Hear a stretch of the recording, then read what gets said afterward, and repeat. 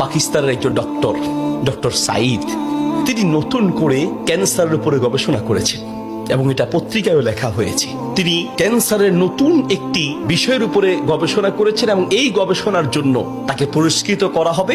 এই জন্য তিনি নিজের দেশ ছেড়ে আরেকটি দেশে যেতে হবে। তিনি সেই দেশে যাওয়ার জন্য বিমানের টিকিট কাটলেন। তিনি তার জীবনে দোয়ার যে ফল, দোয়ার মাধ্যমে যে কি করে অসম্ভব সম্ভব হয় তার বাস্তবতা তিনি নিজ মুখে বলছেন যে আমি বিমানের টিকিট কাটলাম, বিমানে উঠলাম, মনে বড় আনন্দ। দীর্ঘদিনের গবেষণার পরে আজ আমি পুরস্কার পেতে চলছি।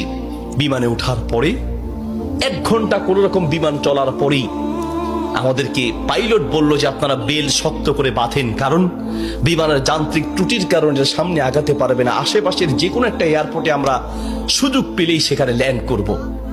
তিনি বললেন। কিছুক্ষণ পরেই বিমানটা ল্যান্ড করলো। আমি একেবারেই ভেঙে পড়লাম যে আমার বোধহয় যাওয়া হবে না।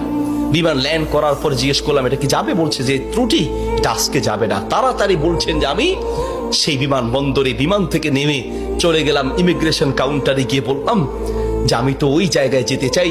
পরবর্তী বিমান কখন? বলছে পরবর্তী বিমান কমপক্ষে 16 ঘন্টা পরে, আর এই বিমান যাওয়া সম্ভব নয়। তাহলে আমি কি করব? বলছে আপনি একটা কাজ করেন, যতদূর এসেছেন 3 থেকে 4 ঘন্টার মধ্যে আপনি পৌঁছাতে পারবেন যদি দ্রুত একটা প্রাইভেট কার নিতে পারেন। বলছে আমি তাড়াতাড়ি সেখান থেকে বের হয়ে ব্যাগটা হাতে নিয়ে দৌড়াতে এয়ারপোর্টের বাহিরে গিয়ে এক প্রাইভেট কার ঠিক করলাম।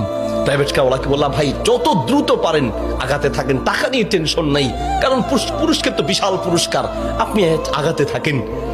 প্রাইভেট কার ড্রাইভার গাড়ি চালাচ্ছে। তিনি বলেন মোটামুটি কিছুক্ষণ যাওয়ার পরে হঠাৎ বিশাল তুফান শুরু হলো। প্রচন্ড তুফান দেখে ড্রাইভার বলছে ভাই সামনে যাওয়া সম্ভব নয়। বলছে চেষ্টা করেন। বলছে দেখছেন কি অবস্থা, রাস্তাঘাট সব গাছপালা ভেঙে রাস্তায় পড়ে আছে। যখন তুফান আরো প্রচন্ড বাড়তে লাগলো আমি অবশেষে নিরাশ হয়ে বললাম যে জীবন বাঁচানো দরকার, পুরস্কার দিয়ে কি হবে, নিজেই যদি মরে যাই থাক, পুরস্কার চিন্তা নাই, সামনে যাওয়ার দরকার নেই। আশেপাশে বাড়ি ঘর দেখলেই কোন একটা বাড়ির সামনে গিয়ে দাঁড়ান, বাড়িতে গিয়ে অন্তত নিজের জীবনটা বাঁচাই।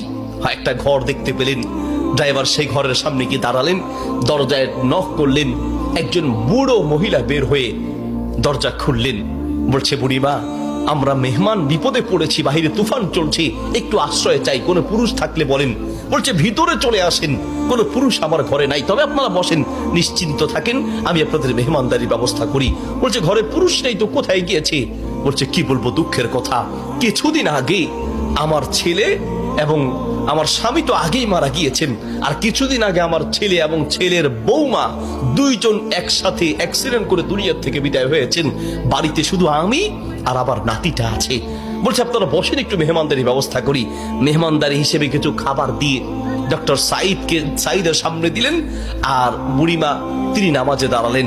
নামাজ শেষের দিকেই তার নাতি হাউমাউ করে চিৎকার করে কান্না শুরু করলেন। প্রথম থেকে কাঁদছেন অল্প আস্তে আস্তে, পরে প্রচন্ড চিৎকার। ডক্টর সাইদ বলেন বুড়িমা আপনি কি করছেন, একটু নাতিটাকে নিয়ে আসেন, এইভাবে কাঁদছে কেন? পরে নাতিটাকে কোলে করে নিয়ে আসলেন। ডক্টর সাইদ জিজ্ঞেস করলেন যে তার চেহারা পুরো নীল হয়ে আছে, তার কারণটা কি, ওর কি রোগ হয়েছে? বলছে ডাক্তার সাহেব কি বলবো দুঃখের কথা, আল্লাহ আমাকে পরীক্ষা করছেন। আমার স্বামী তো অনেক আগেই দুনিয়া থেকে বিদায় হয়েছে, আমার সম্বল ছিল আমার ছেলে, সেই ছেলেটাকে আল্লাহ নিলেন, ছেলের বৌমাকেও নিয়ে গেলেন। আমার এই নাতিটা কোন রকমে আমার কাছে ছিল, তাই সে যায় নাই, এই জন্য অ্যাক্সিডেন্ট করে তারা মারা গিয়েছে, কিন্তু ছেলেটা রয়ে গেল। এখন এই ছেলেটার একটা কঠিন মারাত্মক ক্যান্সার হয়েছে, যার চিকিৎসা আমাদের দেশে সম্ভব নয়। ডাক্তার সাইদ বলছে আপনি কি দেখিয়েছেন? বলছে হ্যাঁ, এটা নতুন ধরনের ক্যান্সার, এলাকায় যাকেই দেখাই সবাই একই কথা, আমাদের পক্ষে সম্ভব নয়। তো ডাক্তাররা কি পরামর্শ দিয়েছে? বলছে পাকিস্তানে যেতে। পাকিস্তানে একজন ডাক্তারের নাম বলেছে, তিনি এই নতুন রোগের, এই নতুন ক্যান্সার উপরে তিনি গবেষণা করেছেন, তার কাছে গেলে নাকি ভালো হবে। ডাক্তারের নাম বলেছে? বলছে নাম তো বলেছে, কিন্তু ঠিকানা তো কিচ্ছু জানা নাই। কিন্তু আমার বিশ্বাস, আমি প্রত্যেক নামাজের পরে এবং সেজদায় গিয়ে আল্লাহর কাছে দোয়া করি, কারণ আমার বিশ্বাস মানুষের পক্ষে অসম্ভব হতে পারে, আল্লাহর পক্ষে অসম্ভব বলতে কিচ্ছু নাই। আল্লাহু আকবার। আমি প্রতিদিন নিয়মিত আল্লাহর কাছে দোয়া করি, মালিক আমি তো সেই ডাক্তার হসপিটাল কিচ্ছু চিনি না, আমার পক্ষে চেনা সম্ভব নয়, তার কোনো ঠিকানাও কার জানা নাই। তিনি নাকি পাকিস্তানের ডাক্তার। বুড়িমা বলেন তো সেই ডাক্তারের নাম কি? বলছে সেই ডাক্তারের নাম নাকি ডক্টর সাইদ, নতুন করে তিনি নাকি এই ক্যান্সার উপরে গবেষণা করেছেন। বলছে বুড়িমা কসম করে বলেন তো ডাক্তার সাইদের সাথেই আপনাকে দেখা করতে বলেছে? মহিলা বলছে ভাই আপনি মেহমান মানুষ, আমি কেন আপনার কাছে মিথ্যা বলতে যাব? ডাক্তার সাইদ তিনি নাকি নতুন করে ক্যান্সার উপরে গবেষণা করেছেন, আপনার বাড়ি কোথায়?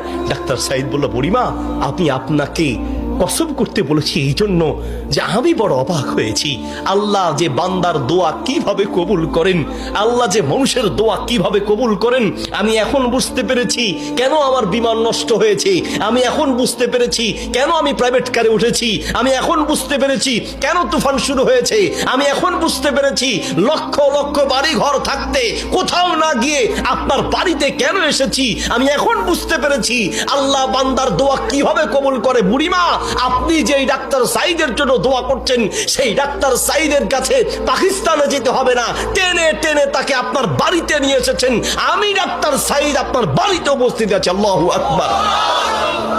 প্রিয় ভাইয়ের আমার, আসা আন তাকরাহু শাইআন ওয়া হুয়া খায়রুল লাকুম ওয়া আসা আন তুহিব্বু শাইআন ওয়া হুয়া শাররুল লাকুম।